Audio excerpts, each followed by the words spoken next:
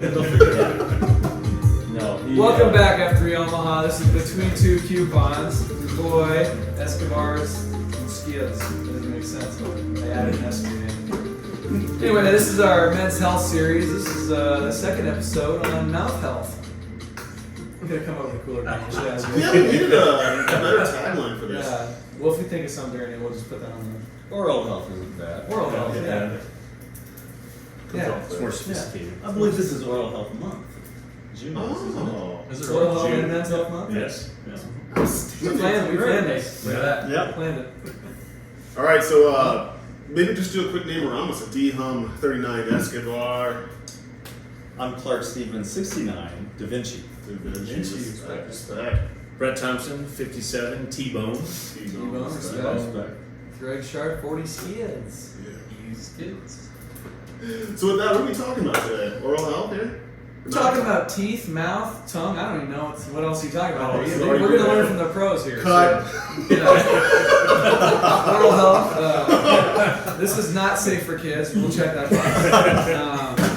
Anyway. Didn't YouTube ban us a couple times? Yeah, we had to change our a couple F-bombs, settings. a couple episodes. Yeah. The Mortimer guys were out of control. But yeah, thanks guys for coming. This is maybe one that isn't like top of mind for some guys, but like we talked to a few people that are like, I'm going to dentist in 10 years. So, you know, friend right down the road here, they mentioned this weekend. So like my tooth hurts, I should go to the dentist. Well, yeah, that's what they're for. But you know, I'm a hypochondriac that overuses healthcare. There's a lot of people that don't use it at all. So It evens out, right? Yeah, it evens out. It evens out. T-Bone's my dentist, by the way. We'll just get that out of the way right now. I have a fun fishing trip to Canada and some other things. Oh my God. I don't know. Don't you go to Canada? Yeah. We Talk are. about this. All right, so warm-up Yes. question. F3 name, who EA'd Yeah. you, where you practice. Oh, I mean, it's a memory test, right? What's the other one? Oh, personal, Fun fact. fun fact. Sure.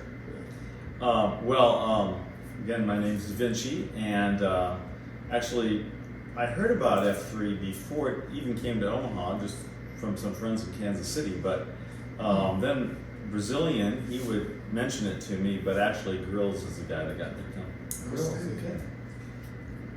okay. T-Bone is my name, and it actually took 3 people to get me to come. Da Vinci was one of them, Grills was the other one, and the closer was Skids. And so that's who actually got me to go. I'm EHing at the dentist office, guys. I'm Yeah, really sure. I tell you, he was working it hard too. That's awesome. And You have a lot of excuses. It's too early. I'm on here at 6 a.m. on Yeah, Saturdays. Yeah.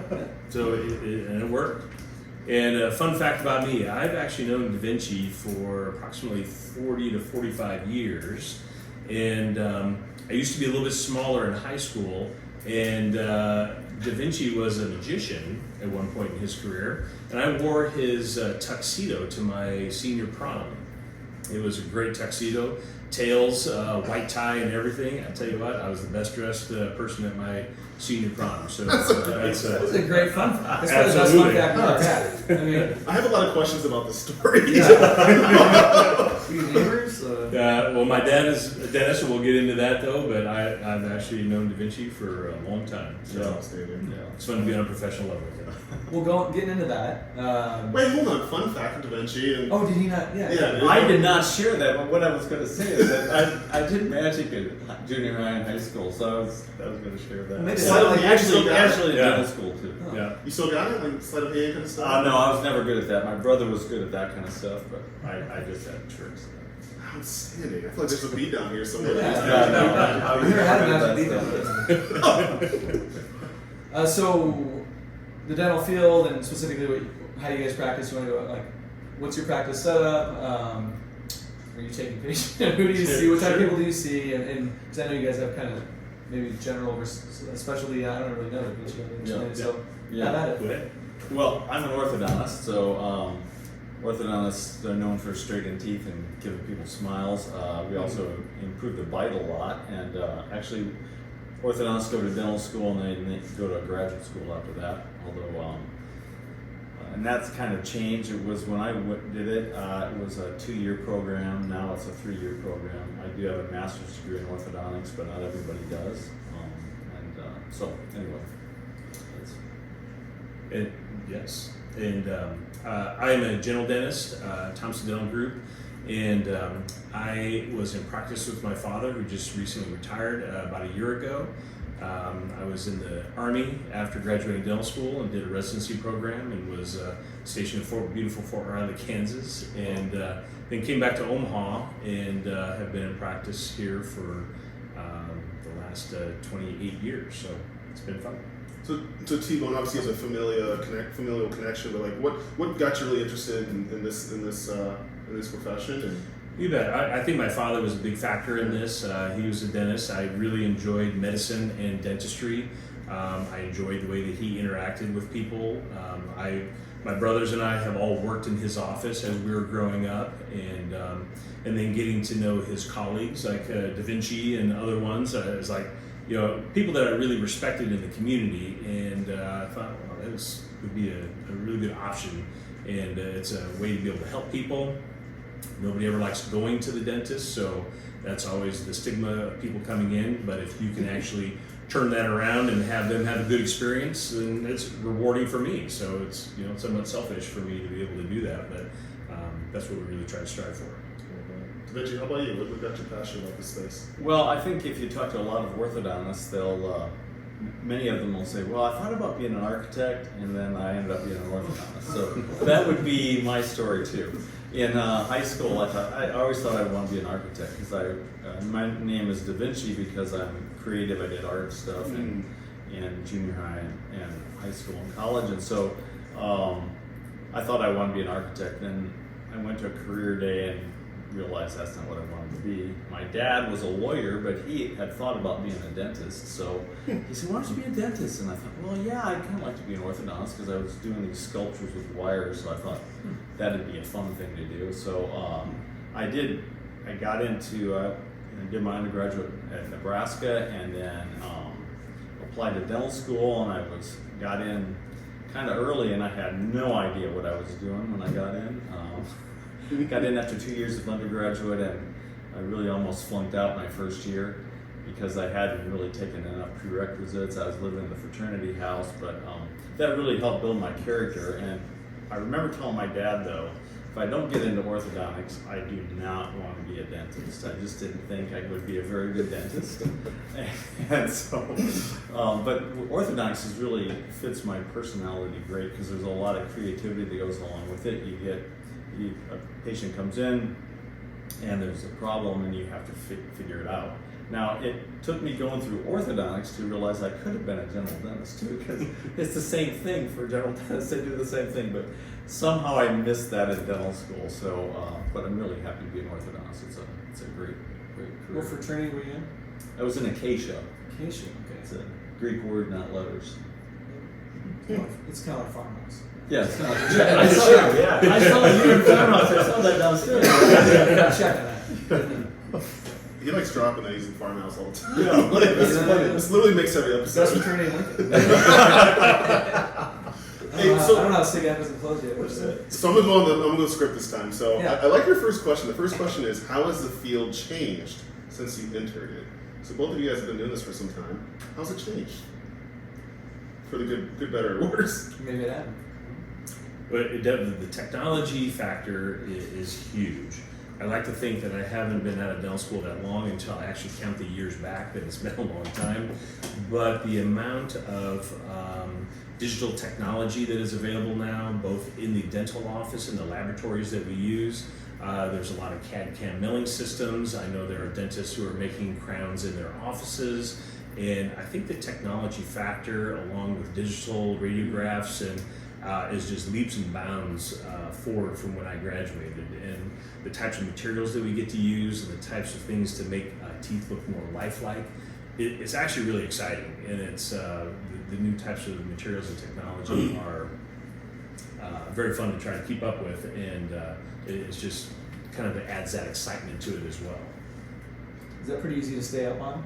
No, it's not. There's a lot of classwork that goes into that, though, but it's rewarding. I mean, I think that they're people who really enjoy the profession are always striving to do a better job and to be able to provide the best services for their patients. And really, it's, as people come to see us, you can call them patients, you can call them clients, but basically they're your friends that come see you, and if you treat them as a friend, you want to be able to provide the best service you can for your friends. So it's been fun.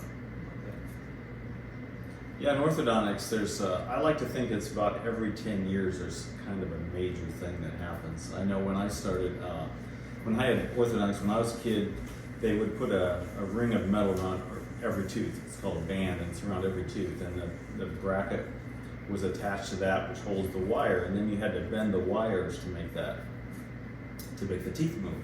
And then there was an orthodontist in California that thought, well, why don't we put these things, we can just glue them right to the tooth. And so that made it easier to put the braces on. And then another orthodontist thought of this idea, why don't you actually put some grooves inside the brackets that will actually move the teeth so you don't have to bend the wire.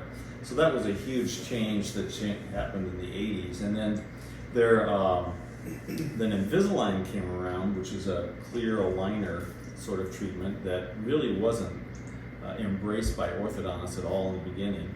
It was actually a Stanford project by the business department. A master's degree student realized that every time he didn't wear his retainer for a few weeks and then put it in, it would shove his teeth straight again. So we thought maybe we could do that with braces. So and make aligners that would change the teeth. So actually, it was a business student that thought of it. And then he got some major funding, which made it all work, and orthodontists really didn't embrace it for a very long time. And it works, not on everybody, but it does work. But the thing and it's true for general dentistry too, you really have to have cooperative patients in anything you do, because if they don't follow your instructions, the teeth don't move, or the teeth break apart, and you get gum disease, all kinds of stuff. So it's cooperation's a huge thing. But I think about every 10 years there's a major change in orthodontics. And what's going on right now, I think because of being able to scan teeth and get digital models, there's a lot of need to some custom braces. So like I've just embraced doing some custom braces where we scan the teeth, send it into a lab, I look at how the teeth are moving, and then the braces are custom made for the patient. And that's really an awesome thing to be able to do. And it can work better because the patient doesn't have to change it like they do Invisalign. So, but that's a fun part. So the notion of this whole year is men's health and just health in general.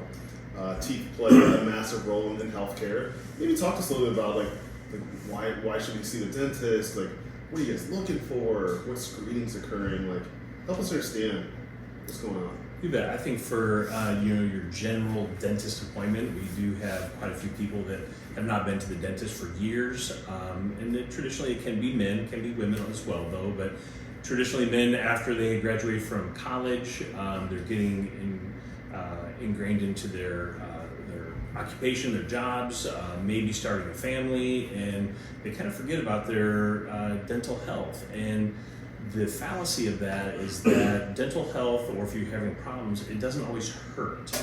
And that's one of the famous signs of gum disease, is their slogan is, don't wait till it hurts. And because when it starts to hurt, well, then you've got some serious problems going on. By going to the dentist, obviously you are being screened for oral cancer, for gum disease, whether that be gingivitis or periodontal disease, decay. There's lots of just general health issues that you would go to your general physician for, checking your cholesterol, your blood pressure, your PSA.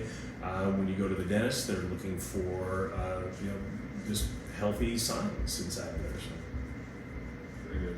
One thing that I see in orthodontics, and actually there's a patient from Brett's practice that came in at 45 years old, and he had a really small lower jaw, and he just ground his teeth all off, and he was a mess. So combination with Brett and orthodontics, we changed his bite, and then we're able to move his lower jaw. An oral surgeon got involved and moved his lower jaw forward, and then the crown and bridge actually restored his bite.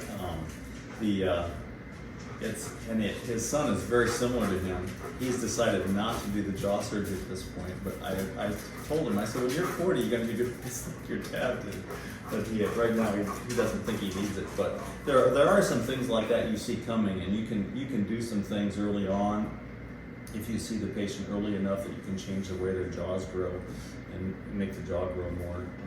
I did one of the most incredible patients I've seen was years ago, and it was a woman, but it happens in men too. But she could only bite down on her back molars, and her bite in front, she was open about a centimeter, and so she was having all kinds of diet issues, and she was 45 years old when she came to see me, and they told her that she should just get her teeth out and get dentures, but she ended up getting orthodontics and braces, and her daughter did the same thing, and I still get a Christmas card and a thank you every year because it changed her life. So I mean, there are things that you really can do, and with a combination of orthodontics and general dentistry that just change people's lives. So that's the encouraging part. It's really fun. You know, I think a side note to that is the gentleman he brought up before was your typical, late 40s, early 50s gentleman that was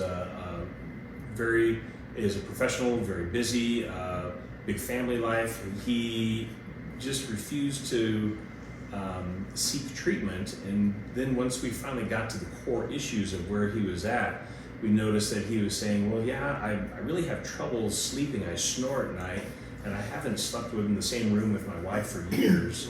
I fall asleep at my kids' events because I'm so tired all the time.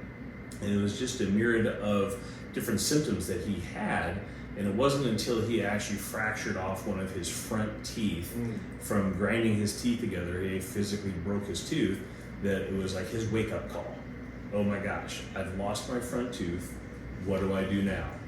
And then incorporating his immediate problem into the rest of his symptoms, it really truly was a life-changing event for him to have jaw surgery, open his airway. He does not snore anymore, and he is actually, I believe, living a more fulfilling life now just due to the fact that he saw treatment. So besides some of those physical things that maybe you can't prevent or you need to have some major what are the main things you see or issues with guys that maybe aren't coming in, or they come in for the first time in 8 years, or what are the things environmentally we're doing in our mouths that we should probably avoid? I know we talked about, well, I don't drink it really anymore with Diet Pop before, right. 10 years ago, but what are some of those type things? You bet. So, I mean, the things that we're looking for are signs of decay, acid wear, oral cancer, the health of the gum tissues. There are a lot of people that drink energy drinks now that have an even different type of acid in them than does a regular Coke, which will start to eat away the teeth even faster. And then you couple that with the sugar that's involved with that. I mean, that's looking for a cavity in a tooth, and that's just a cavity and wear on the teeth. There are gingivitis, people who do not floss their teeth, they don't brush, they maybe brush once a day. Gingivitis is a chronic inflammatory state that has been shown to have kind of a relationship with heart disease as well. There are periodontal disease, that chronic inflammation through periodontal disease can also affect blood sugars in people with diabetes. Oral cancer is certainly a screening device that we always search for, looking for lumps, bumps, sores, lesions, things that aren't supposed to be there. Some of the higher factors, the risk factors are obviously tobacco use, whether that be cigarettes or spit tobacco, and alcohol use as well. There is a higher incidence of oral cancer in men who are 40 to 64 years old. It is a cancer that really doesn't show up after people have been, maybe they've been using spit tobacco or smoking for a while. It doesn't show up till a little bit later. There are risk factors of both the tobacco and the alcohol, but when you mix them together, alcohol and tobacco together, you're 30 times more likely to get oral cancer from the combination of those two.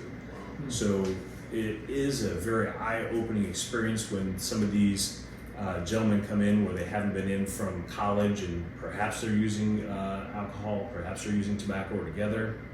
And then I don't see them until they're in their late 30s, and then there can be some serious problems that have arisen within that 10, 15 years.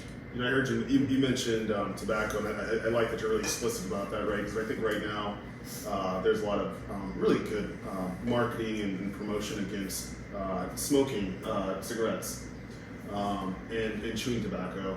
We don't hear a lot about vaping, right? In fact, it's almost like a perception that vaping is safer for you. But from an oral health perspective, are you seeing any negative impacts or consequences to vaping? So yes, vaping. I mean, basically, you're getting actually a more prescribed dose of nicotine at that point. I know there are different levels that you can purchase that have certain strengths of nicotine, where I know people are thinking that, well, geez, I'll vape now because that's much better than smoking or spit tobacco, and it is not. So yes, that is just a different way to be able to get the same substances into your body. One of the things that we haven't really mentioned is the TMJ problems, temporomandibular joint problems. I see a lot of patients that have problems with their jaws popping or cracking, and that's often related to, it can be some oral habits, it can be related to their bite. I had actually a male nurse came in years ago, and he was having some jaw problem, but he was doing a study at the med center when they had actually those like glass thermometers, and he would have that in his mouth all day long. So he was having these problems with his TMJ because of that, or a gal that came in, she had a problem with gummy bears. But when you mentioned vaping, and I just was on a vacation, and I noticed a lot of people vaping, and I wonder if that's going to be an issue just with the TMJ, just because it looks like to me their mouth is on some sort of apparatus, and their mouth is open a little bit more than with a cigarette. I mean, I haven't smoked, so I don't know, but it just looks like to me that we might be seeing some TMJ problems develop from that. I don't know. Might be a fun study to do. I was going to say, it seems like the literature's still premature, but yeah, 10 to 15 years from now, I think we're going to be saying, oh my gosh, this is worse than cigarettes. Who knows? So is there a best toothbrush out there? Or is it just get it done twice or more a day and you take care of it, or do you believe in certain, not brands, but like No, let's talk about that. And then you need to sell the packs on flossing. So I feel like people think that's kind of a throwaway one, but I just kind of want to deep down, like what are you missing out if you're just not a good flosser? Right. So what I always recommend is using a soft toothbrush, and the way I describe it, I love cars. A lot of people they just love their cars, whether it be a Mercedes or their Honda, they just enjoy their car. I say, well, if you're going to clean your car, do you use sandpaper on it or a nice soft cloth? That usually gets them to cringe right there. Let's say you just want a soft cloth and you want to buff it and make it look shiny. And so a soft toothbrush is always better. Harder medium, you're not trying to scrub the rust off your teeth. And flossing, I describe it really easily to people, is that you only have to floss the ones you want to keep.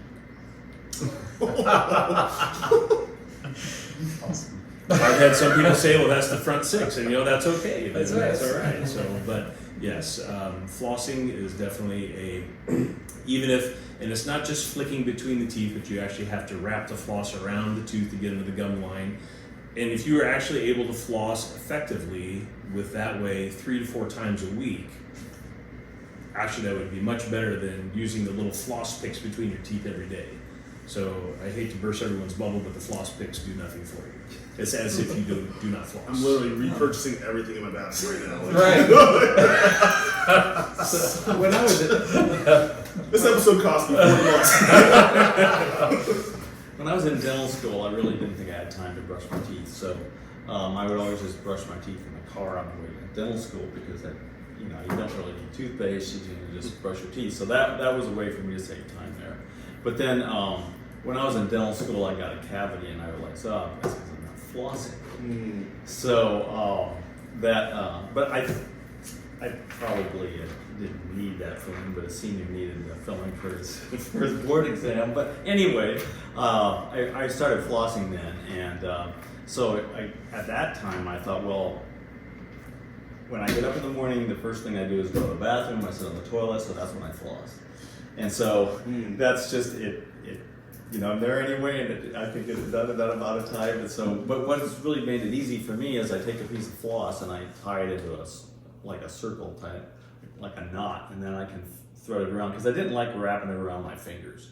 So this time I could put on the ends of my fingers and my thumb, and that has made it easy for me to do. But if you happen to be doing it on the toilet, don't throw it down the toilet, because I had my toilet stopped up because they pulled out the tubes. So don't do that. But if you can, the point is, if you can floss when you're doing something else, like watching TV, or if you're in the morning, if you're doing something like watch a little TV before you go, that's a great time to floss. It's just a time thing. And that's super helpful. I really like the idea of kind of not to. Any recommendations on toothpaste? I mean, there's a lot of marketing goes into this. I mean, there's freaking a 100-foot aisle now of toothpaste and mouthwash. What do you recommend? Well, I know that this was a few years ago, but the oral health industry was a $4 billion a year industry, and I know it's even gone up from there. I mean, I go into the oral health product aisle, and I know what I'm looking for, and I get confused. So what I boil it down to, if it's accepted by the American Dental Association, it has fluoride in it, and you like the taste of it, it's the best thing to use. Charcoal toothpaste, no. Charcoal toothpaste, bad. Bad. Because your mouth's gonna be a weird color, or? So, well, I look at what is charcoal is a precursor to diamonds. And diamonds are one of the most abrasive substances in the whole earth. You're just doesn't go well with the soft toothbrush. It does not go well with the soft toothbrush recommendation. So, Interesting. Yeah, I used to get a lot of canker sores, and I don't know exactly why, but so I started using baking powder, baking soda toothpaste, and that's helped. And I also rinse my mouth out with iron peroxide, so I don't get canker sores anymore. I don't know what's doing it, but somebody told me to try it. So, Is mouthwash good or bad and different? Because I feel like I've read different things lately on that. So my explanation is mouthwash is that everybody in the Midwest has lived here long enough that when you drive your car over the winter time, you get that slush and sludge on the side of your car. Okay? So you take it to the car wash, you spray it off, looks pretty good. So you drive home, what's on the side of your car? That thin film of dirt that's still there. Mouthwash gets the big chunks out of there, but until you brush and floss, your tooth is not clean. You gotta just wipe the dirt off the side of your car. Well, a good analogy in this episode. It's also a reminder that mouthwash is not a substitute for brushing your teeth before a beatdown packs. So what's the question? So the question is, for those playing at home, the question is, what percentage of you are actually flossing and brushing before you come out in the morning? It's only 5 freaking minutes, guys. Come on. And then now you have people that are like, maybe I don't brush, but I throw a couple pieces of gum in. Oh, yogi. You flossing? Slow pitch? No, maybe slow pitch. Slow pitch always has gum. But so that's not a substitute either, right? It is not. Yeah, I mean, I certainly maybe do that. it can help. The gum after eating and so forth can help stimulate the saliva to be able to help wash things down. But you're better off brushing and flossing in the morning and at nighttime. Or flossing once a day is ideal. Brushing twice a day, once in the morning, once before bedtime is very good. So I must admit, Brett is my dentist, and so maybe once every 3 or 4 years you'll tell me that I'm not flossing or doing something right. But I floss every day. But anyway, even if you do it every day, it's still good to go to the dentist so that they can keep track of what's going on. And I think it's such an easy thing to go to the dentist twice a year, and then you can have great oral health the rest of your life. And I think and it's really inexpensive to go in the long run to just not have any problems. So yes, I would say that. And what's I know the primary health episode, we have different ways of paying for primary care, but for dental, with the Affordable Care Act, is there certain things just covered if you have dental insurance? Is it the primary cleanings, or how's that look? Actually, in dental insurances, there's so many different insurance policies that are out there. It's kind of whatever the employer has decided to be able to purchase, because dental insurance is not really an insurance program like medical insurance, which will help you from a catastrophic either heart attack, brain surgery, cancer, that type of thing. Dental insurance is more of a gift card. You get $1,000, $1,500, sometimes up even to $2,000 to use during that year, and but it is beneficial. I mean, to be able to do the exams and cleanings and maybe x-rays once a year it is a much better way to go about something preventative rather than to have a major procedure later. Makes sense. Any closing thoughts? Where are you guys located at? Oh, from the gallery. Yes, 105th and Pacific, right across the street from the Cancer Survivors Park, and the Runza right there is where our office is located. Yes, I forgot to say that my practice is called Braces Omaha, and it was originally Orthodontic Associates, but I changed the name because people would write checks out to Orthodontic Ass, and so it just seemed like I gotta change my name. So my practice is at 144th and Center. So Okay, good. Well, guys, we're super grateful you took some time to join us, and hopefully you encourage a couple packs to brush before they come out. At a bare minimum, but for sure, what we've heard so far from the primary care group was definitely see your primary care doc once a year, and then for dental work twice a year, and all that. So, anything else, kids? No, this has been a fun episode. Thanks Yeah, guys for coming thanks. out. Absolutely. Had a Thank great you. time. It's great. Martin, time. Appreciate it. Out.